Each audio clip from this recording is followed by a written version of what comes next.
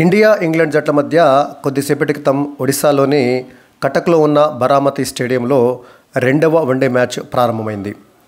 Toss గెలిచినటువంటి England captain Jos Buttler మొదట batting ఎంచుకోవడం జరిగింది.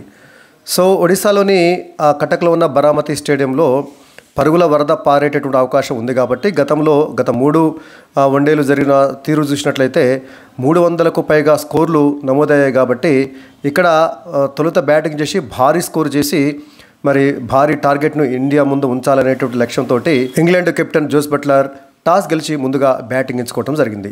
సో ఈ కీలకమైనటువంటి మ్యాచ్కు ఇండియా తమ తుది జట్టులో 2 కీలకమైనటువంటి మార్పులు చేసింది. ఇక ఇంగ్లాండ్ తమ తుది జట్టులో అంటే మొదటి వన్డేలో ఆడినటువంటి జట్టుతో పోలిస్తే 3 మార్పులు చేసింది.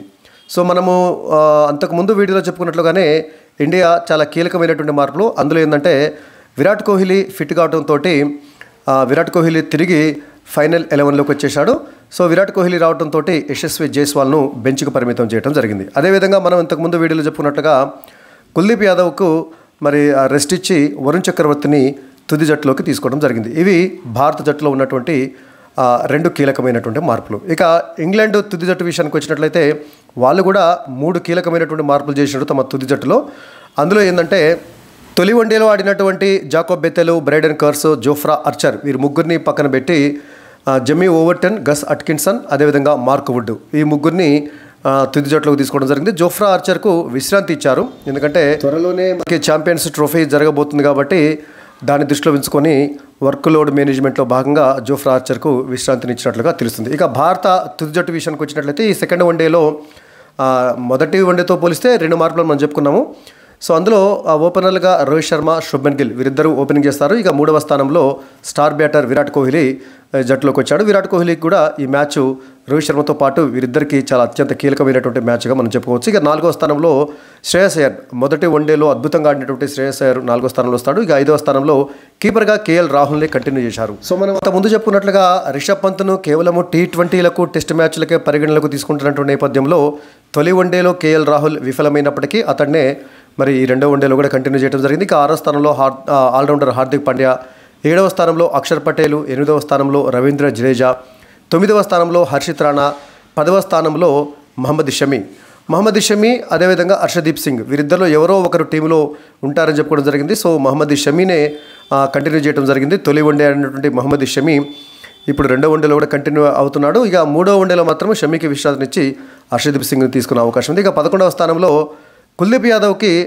రెస్ట్ ఇచ్చి అంటే ఒక రకంగా పక్కన పెట్టి వరుణ్ చక్రవర్తికి అవకాశం ఇవ్వడం జరిగింది. సో మొత్తంగా మన టీము చాలా బ్యాలెన్స్డ్గా ఎంపిక చేశారు. అందులో బ్యాటర్లు వచ్చేసి 4 ఉన్నారు. First 4 pure batters Rohit Sharma, Shubman Gill, Virat Kohli, Shreyas Iyer ఈ 4 కూడా ప్యూర్ బ్యాటర్లు. ఆ తర్వాత కీపర్గా కేఎల్ రాహుల్, ఇక స్పిన్ బౌలర్లుగా Varun Chakravarthy, Axar Patel and Ravindra Jadeja. So 3 spin ఆప్షన్లు ఉన్నాయి. ఇక తర్వాత పేసర్లుగా మహమ్మద్ షమి, హర్షిత్ రాణా, హార్దిక్ పాండ్యా 3 పేస్ బౌలర్లు టీంలో ఉన్నారు. ఇక వీరిలో ఆల్రౌండర్ విషయానికి వచ్చినట్టయితే 3 కీలకమైనటువంటి ఆల్రౌండర్లు ఉన్నారు. హార్దిక్ పాండ్యా, రవీంద్ర జడేజా అండ్ అక్షర్ పటేల్. సో చాలా బ్యాలెన్స్డ్గా ఈ టీంను చూజ్ చేసుకోవడం జరిగింది టీం మేనేజ్మెంటు. మొత్తంగా అయితే విరాట్ కోహ్లీ టీంలోకి రావడంతో యశస్వి జైస్వాల్ను పక్కన పెడతారని మనం ముందుగానే చెప్పుకున్నాం. పైగా యశస్వి జైస్వాల్ మొన్న తొలి వన్డేలో అరంగేట్రం చేసినప్పటికీ పెద్దగా రాణించింది లేదు కాబట్టి పెద్ద సమస్య లేదు. ఎందుకంటే శ్రేయస్ అయ్యర్ కానీ లేదా శుభ్మన్ గిల్ కానీ లేదా ఇంకెవరినన్నా పక్కన పెడితే మాత్రము తీవ్రమైనటువంటి విమర్శలు వస్తాయి కాబట్టి ఏ సమస్య లేదు. ఎందుకంటే యశస్వి జైస్వాల్ తొలి వన్డేలో విఫలమైంది కాబట్టి అతని స్థానంలో విరాట్ కోహ్లీ జట్టులోకి వచ్చాడు. అదేవిధంగా వరుణ్ చక్రవర్తి వాస్తవానికి ఈ స్క్వాడ్లో మొదట్లో వరుణ్ చక్రవర్తి లేడు.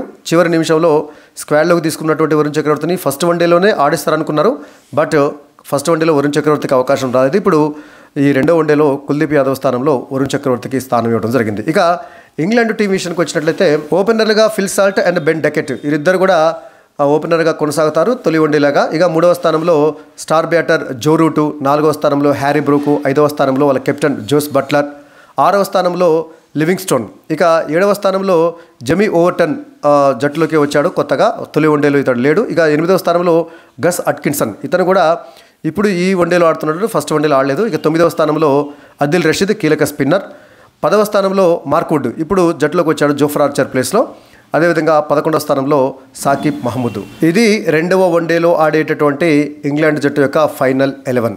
సో మొత్తానికి కటక్ స్టేడియంలో పరుగుల వరద పారేటటువంటి అవకాశం ఉంది కాబట్టి ఇంగ్లాండ్ భారీ స్కోరు, ఒక రకంగా చెప్పాలంటే 350కు దగ్గరగా స్కోర్ చేసి ఇండియా బ్యాటర్ల మీద ఒత్తిడి పెంచి ఈ మ్యాచ్లో ఎలాగైనా గెలవాలని చెప్పేసి భావిస్తుంది. అయితే ఇక్కడ గమనించాల్సింది ఏంటంటే చేజింగ్ కూడా ఇక్కడ ఈజీనండి. 300కు పైగా పరుగులు. పోయినసారి వెస్టిండీస్తో జరిగినటువంటి మ్యాచ్లో, అంటే లాస్ట్ మ్యాచ్లో, ఇక్కడ జరిగినటువంటి లాస్ట్ మ్యాచ్లో వెస్టిండీస్ 315 పరుగులు చేస్తే ఇండియా దాన్ని 48 ఓవర్లలోనే చేజ్ చేయడం జరిగింది. 316 పరుగులు చేసి సో సక్సెస్ఫుల్గా అంత భారీ స్కోర్ను కూడా చేజ్ చేయడం జరిగింది. ఆ మ్యాచ్లో విరాట్ కోహ్లీ కెప్టెన్గా ఉన్నాడు, మరియు అతడే మ్యాన్ ఆఫ్ ది మ్యాచ్గా ఎంపికయ్యాడు. కాబట్టి 300కు పైగా పరుగులు చేసినప్పటికీ కూడా అది ఆ టార్గెట్ను చేజ్ చేసేటువంటి అవకాశం ఉంది. కాబట్టి మరి భారత బౌలర్లు చక్కగా రాణిస్తే 300 పరుగుల లోపే ఇంగ్లాండ్ను ఆల్అవుట్ చేసినట్లయితే ఇండియాకు గెలుపు అవకాశాలు మరింతగా ఉంటాయని చెప్పేసి భావించవచ్చు. మరి మీరేమనుకుంటున్నారో కామెంట్ సెక్షన్లో కామెంట్ చేయండి.